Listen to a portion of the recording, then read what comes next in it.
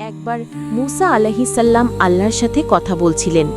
হঠাৎ তিনি একটি প্রশ্ন করলেন, হে আল্লাহ, আপনি যার প্রতি দয়া করেন তাকে কি আমরা মানুষ ভুল করে দূরে ঠেলে দিতে পারি? আল্লাহ তাআলা বললেন, হে মুসা, আমার রহমত যার উপর থাকে তাকে কেউ দূরে সরাতে পারে না। যদি আমি কাউকে সাহায্য করতে চাই, তাকে থামানোর শক্তি পৃথিবীতে নেই। মুসা আলাইহিসসালাম গভীরভাবে চিন্তা করলেন। ঠিক তখনই আল্লাহ তাআলা তাকে বললেন, মুসা, তুমি কি চাও একজন মানুষকে দেখাতে যাকে আমি আমার রহমতে ঢেকে রেখেছি? মুসা আলাইহিসসালাম বললেন, হে আমার প্রভু, অবশ্যই চাই। আল্লাহ তাকে একটি পাহাড়ের কাছে যেতে নির্দেশ দিলেন।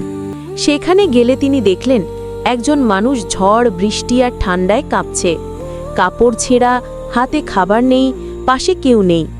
মুসা আলাইহিসসালাম ভাবলেন, এ মানুষটি কি আল্লাহর বিশেষ রহমতের নিচে?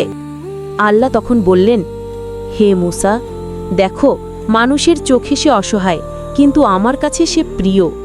সে আমাকে স্মরণ করে, আমার উপর ভরসা করে আর আমার সিদ্ধান্তের উপর পুরোপুরি রাজি। এ কারণেই আমি তার জন্য এমন দরজা খুলে রাখি যা তুমি দেখতে পাও না। ঠিক সেই মুহূর্তে দূর থেকে একজন ধনী ব্যবসায়ী এসে তার কাছে থামল। বলল, তুমি কি রাস্তা হারিয়েছ? চলো, আমার সাথে চলো। তোমাকে সাহায্য করতে পেরে আমি খুশি হব। সে মানুষটিকে কাপড়, খাবার আর থাকার জায়গা দিল, এমনকি তাকে নিজের কাজে চাকরিও দিল। মুসা আলাইহিসসালাম বিস্মিত হয়ে গেলেন। আল্লাহ বললেন, হে মুসা, যাকে আমি চাই আমি তাকে এমন জায়গা থেকে রিজিক দেই যে জায়গা সে কখনো কল্পনাও করতে পারে না। শেষে আল্লাহ আবার বললেন, মানুষ যা দেখে তাতে ভুল করে, কিন্তু আমার রহমত কখনো ভুল করে না। মুসা আলাইহিসসালাম চোখে পানি নিয়ে বললেন, হে আল্লাহ, আপনার রহমতই তো আমাদের সবচেয়ে বড় সম্পদ।